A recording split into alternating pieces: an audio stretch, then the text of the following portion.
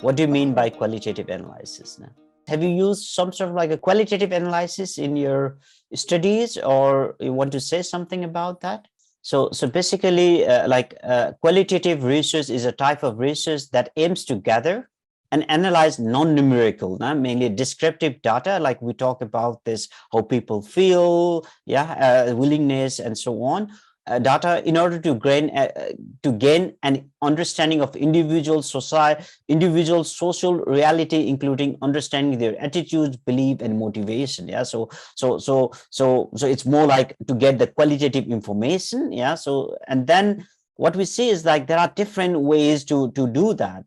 So there are different categories of qualitative analysis.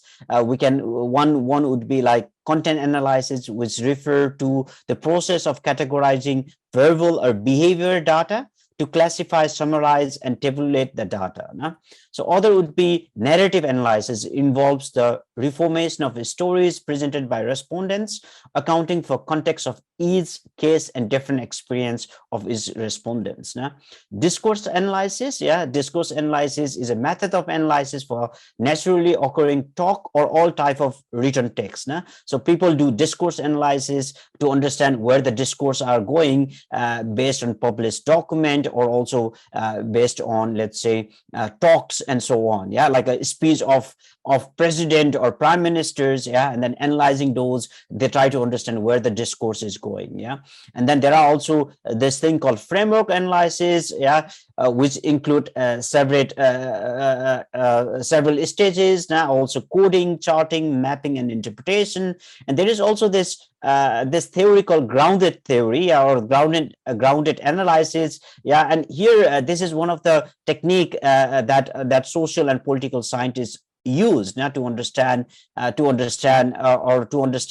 certain system. As there was intervention from the class saying that we can understand complex social behavior or social economic system using quantitative analysis.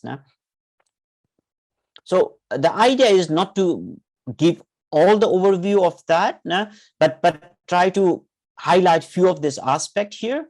And here, whenever one is doing quantitative analysis, there are different ways to do that. There are different types of scales to use, and one of the scale is like a Likert scale, to understand whether things are likely or not likely, with different values.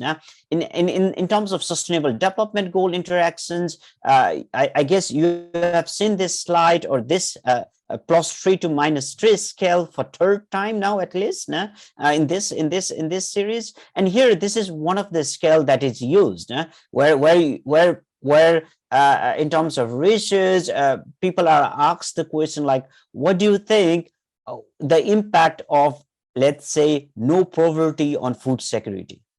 Whether it would be highly positive. If we reduce the poverty, are we able to reduce food on security? And if it yes, then how likely it is, how positive it is, if it's like a very strongly positive, or very or strongly negative. And this is one of the approach to use this sort of like a scale to say the relationship here.